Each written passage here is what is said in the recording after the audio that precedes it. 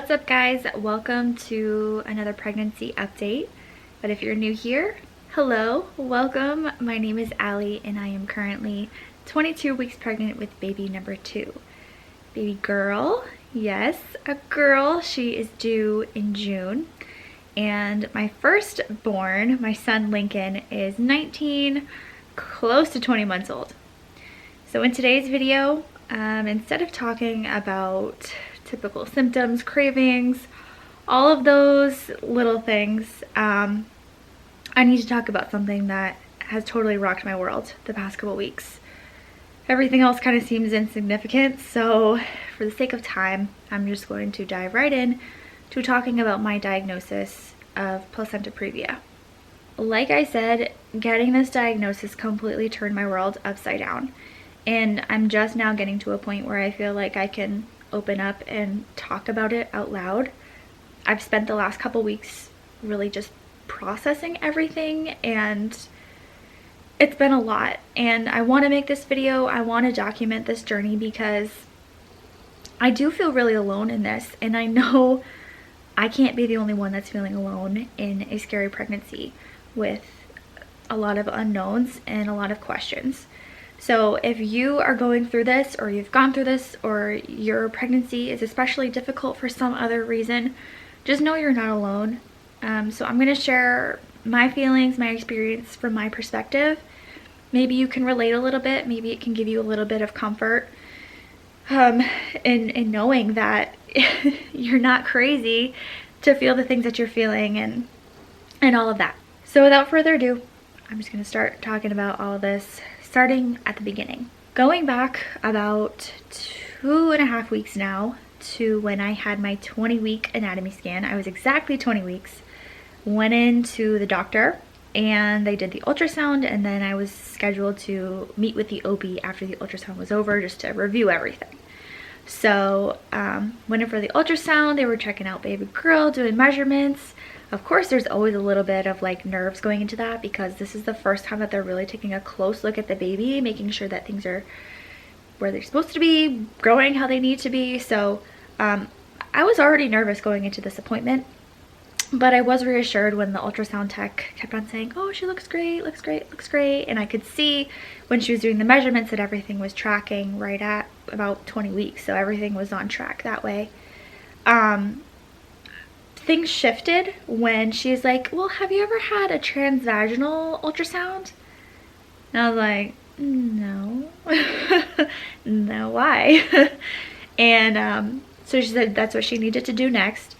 And because this is my second baby, I knew that this wasn't totally normal.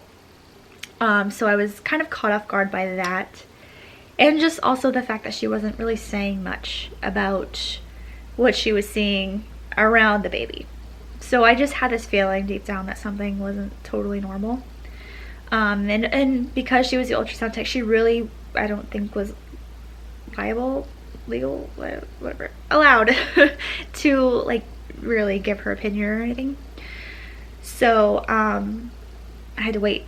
After the ultrasound was over, that's when I met with my OB, and figures, of course, my husband was there for the ultrasound, but he had to head out to work before the appointment portion started. So I was alone, of course, when I found out that I have complete placenta previa. If you're unsure what this is, look it up, but basically it means that the placenta is covering the cervix. Now there's a lot of different variations of placenta previa. There can be partial, there can be complete, which is my case, and there can even be like low-lying placenta where the placenta is really close to the cervix, but it's not covering it. It's just at risk of covering it, I guess. But in my case, the exit is completely blocked. And this means a handful of things. A big one is that instead of being able to deliver naturally, vaginally, I'm likely going to have a C-section, which this is not what I wanted. I had a natural birth with my son, and I don't want to have to deal with the recovery of a C-section. it's just not something that was on my radar. And of course I'll do what I have to do. It's not ideal, but that's not the scariest part for me. The scariest part for me of all of this is the risk of bleeding. And bleeding is not fetal blood, it's maternal blood. So if something happens to the placenta, the placenta, there's so much blood flowing through that. It's a major organ right now. It's the lifeline for the baby. So there's a lot of blood, and there's just more blood in my body in general. So there's a high risk for bleeding when the placenta is located by the cervix, which is really scary because it can be minor bleeding, or it can be more substantial, and more substantial bleeding is a big deal, and that's really scary. So basically this diagnosis means that I'm likely going to have a C-section, and I need to take it easy, just to try to prevent any bleeding and any extra just kind of like, I don't know, activity that can disrupt the placenta, anything like that. So that means pelvic rest, no sex, no heavy lifting, and heavy lifting includes my toddler. And this really, really rocked my world, learning that I'm not supposed to be picking up my toddler, which is really hard because he, like I said, he's only 19 months old right now, and he loves being carried by mama. He's a very needy kid. He's still a baby. So when I learned this, I just felt like everything got turned upside down. Like, so much of my day revolves around picking him up, getting down on the floor with him, getting up, getting down, getting him stuff. Like, we're all over the place all day long, and to hear that I need to take it easy and that I can't be picking him up, it's like, well, how am I supposed to live my life? Like, taking care of my son is my life.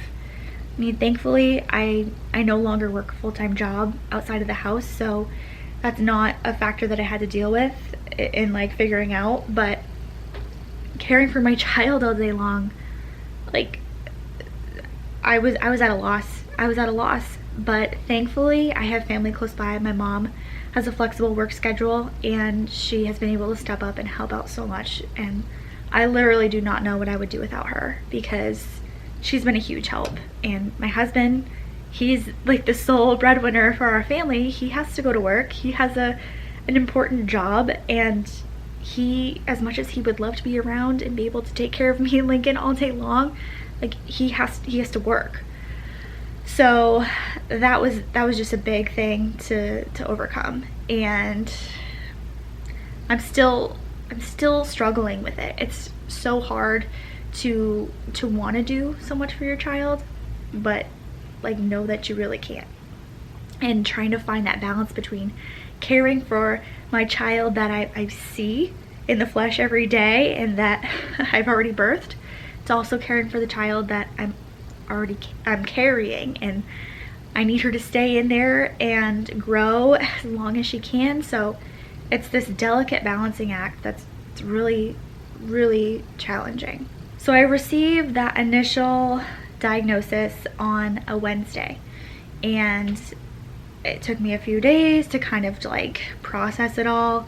We started adjusting how we did things, where my mom was coming in the mornings to help out so that I would have some relief during the day, and then I would only have like a smaller window in the afternoon where it was just me at the house to take care of Lincoln. And at that point, you know, he had like lunch and breakfast and like the big things of the day taken care of. So we were sort of starting to get into a groove. I was starting to kind of come to terms with everything. I had done a little bit of research on my own. I was trying not to overwhelm myself with the scary things that Google has out there. Just trying to educate myself without overwhelming myself, and trying to just like process it all and not get too wrapped up in my fear. And then that following Tuesday rolled around, and I experienced my first bleed. And this was probably one of the most terrifying moments of my life. And I'm not even saying that to be dramatic. Like, I literally felt like so much was just like crumbling down at the same time. Thank God, like, I had gotten the diagnosis and I knew that this was a risk or like a potential beforehand. If I hadn't, I would have been like at a total loss But what happened was, it was dinner time and my husband was home, thankfully, and I was getting food ready for Lincoln. We were just gonna give him his food, and then my husband and I were gonna chill at the dining room table while he ate.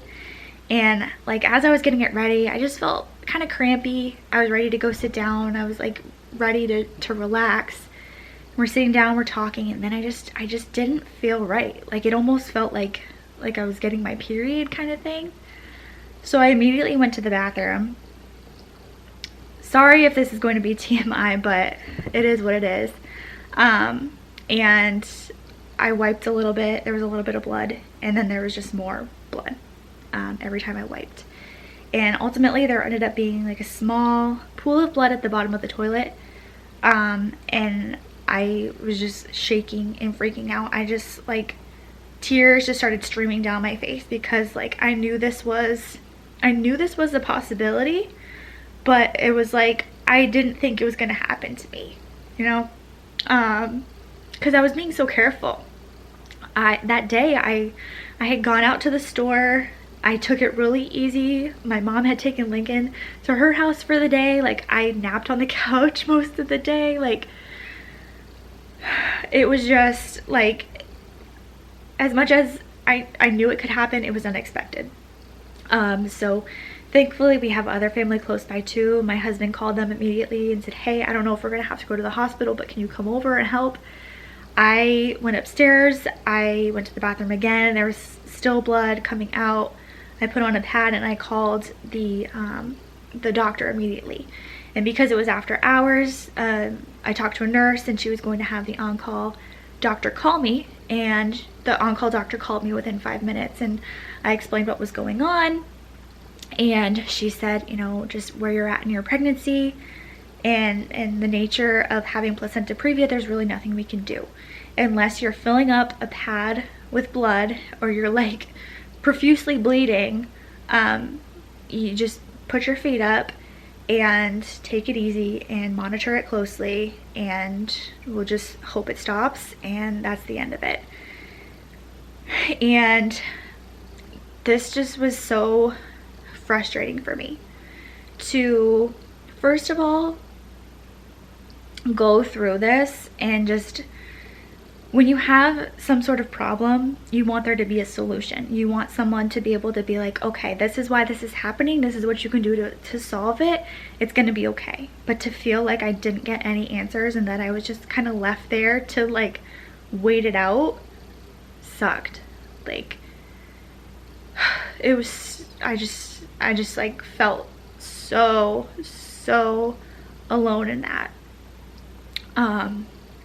I don't wish those feelings upon anyone, because you put so much on yourself as a mom, because you know, the pressure's on you to grow a healthy baby, and you just start questioning everything that you did and wondering where you went wrong and where you overdid it or whatever. And so that night was tough. That was really tough. Thankfully, the bleeding eventually subsided and it became more spotting. And then after that, it was more like occasional discoloration, like pinkish blood, like when I would wipe after going to the bathroom. So every day it got a little bit, or every day, every time I went to the bathroom it got a little bit better. So the next day, I wasn't as scared because it was stopping. I was like, okay, all right, we made it through that. It's gonna be okay. Took it really easy. Like at that point, I didn't even get out of bed really. I got out of bed to go to the bathroom, but thankfully with my mom's schedule, she was able to be with Lincoln at all times when my husband wasn't home, to just be that extra set of hands and to fetch me food and water and all that stuff. And so that was a huge help. And then the next day I continued to feel better, and I decided just to like get up, take it easy. So I came downstairs in the morning and sat on the couch just to try to be present with my kid, you know, while my mom was playing with him. And sure enough, I feel that like weird sensation again. I go to the bathroom and there's more blood. And I just was like, you've got to be kidding me. Like, you've got to be kidding me. Like, one time I made it through this and now I'm doing this again. And at this point, it wasn't even just feeling afraid. I was feeling mad. I was just so angry that I was having to deal with this and that I was going through this and that this was what this pregnancy was turning into. And at that point, I called the doctor again. They basically said the same thing, like, you know, just gotta wait it out. Hopefully it stops. If you're bleeding and filling up a pad, like, you need to go to the emergency room. But other than that, like, we just kind of gotta wait it out. And at that point, I just kind of shut down. I was just like, well, what's the point of even trying to be up and around? Like, I guess I'm just destined to be in bed for the rest of this pregnancy. I can't do anything. I can't take care of my kid. I can't even like make myself food. Like, I just shut down and just like really spiraled into a dark place. And again, I don't wish those feelings on anybody. It really sucks to feel so alone in those emotions. Thankfully, like, in reality, I'm not alone. And thankfully, you know, I have hope in knowing that God has a plan for this, but it's still hard and I still don't want it to be like this. But after that happened Thursday morning, I just went back up to bed and basically lived the next 4 days like in my bedroom. I would come downstairs a couple times just to move around a little bit, but majority of the time I was in bed, only getting up to go to the bathroom. And the bleeding like subsided again, thankfully, and it was spotting, and then it eventually just turned to like more of like a brownish discharge. And that's kind of how it's been lately. And no more bleeds, thankfully. But I had an appointment already scheduled to meet with a maternal fetal medicine specialist that following Tuesday. So we had Friday, Saturday, Sunday, Monday, so like 4.5 days to wait to go in. I was still feeling baby move around a lot, so I felt confident in that, but I was just ready to have some more information, some more answers. And the appointment that I had with the specialist did go well. So she did another ultrasound, and instead of just generalizing the placenta previa, she was able to talk more specifically about my case, and that just kind of helped kind of validate what was going on. She did confirm it is complete placenta previa, so the entire cervix is covered right now, but the majority of the placenta is posterior, so in the back. She did say that there is a chance that as my uterus continues to grow, it can move, and the odds of it moving away are a lot greater than it moving more closely to the cervix, if that makes any sense. She was able to see where there was old blood and kind of explain that it's going to be a process to continue to get that old blood out. So the brown discharge, like, that'll be normal probably for another couple weeks. And that the cramping that I'm feeling, which I haven't mentioned yet, but one of the things that was also concerning was during this pregnancy, especially the last couple weeks, I felt a lot more Braxton Hicks this time than I recall having in my first pregnancy. So that's kind of stressed me out, but she said that just considering the blood in there, the body's natural response to having blood in the uterus is to contract to get it out. So that's kind of why I'm having more contractions. But she said that the cervix is long and closed, like that's a good sign. And then she just encouraged me to keep doing what I'm doing. She said that I didn't cause this to happen. Like, it's luck of the draw where the embryo implants and where the placenta ends up within your uterus. Like, I didn't cause this to happen. This is just how it is, and we have to roll with it. So she was able to just talk to me in a very real way that validated like what I was going through, and just made me feel like, you know, it's scary, it's really hard, and she is sorry that I'm going through it, but, you know, I'm getting through it. And I'll be monitored very closely for the remainder of the pregnancy, have more ultrasounds, and kind of see how the placenta moves or changes. The placenta, she said, it is moving and changing and growing and shifting until about 28 weeks. So we have 22 weeks now, 2, 4, 6, 2, 4, 6. 6 weeks, yeah. I don't math. 6 weeks to kind of like see what happens. But she also said that our plan will be to schedule a C-section for about 37 weeks. That puts us about Memorial Day weekend. So we have a ways to go. Of course, there's the possibility that more bleeds could happen. More serious bleeds could happen, which could mean hospitalization and more drama. But I'm trying to just take it a day at a time and not overwhelm myself with the possibilities. Just trying to remember that I'm doing everything that I can right now to take care of myself, take care of my baby, take care of my toddler.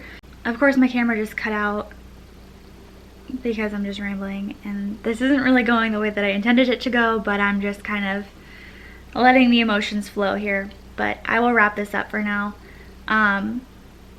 If you were going through this, or you have gone through this, or whatever, like, I would just love to connect with you, because I feel more confident in just the positive outcome the more that I hear that people have gone through this and they've made it through this and they have healthy babies and they're stronger because of it. And I am hoping for that, praying for that. Regardless of the outcome, I know that God has a plan for this. God has put this obstacle in our way for a reason, and I just, trust me, at first I was not thinking in these terms. I was really mad and I was really afraid, but at this point I've come to terms that this is what it is, and we're just gonna take it a day at a time, a week at a time. Every little bit we can get closer to baby girl's due date, the better.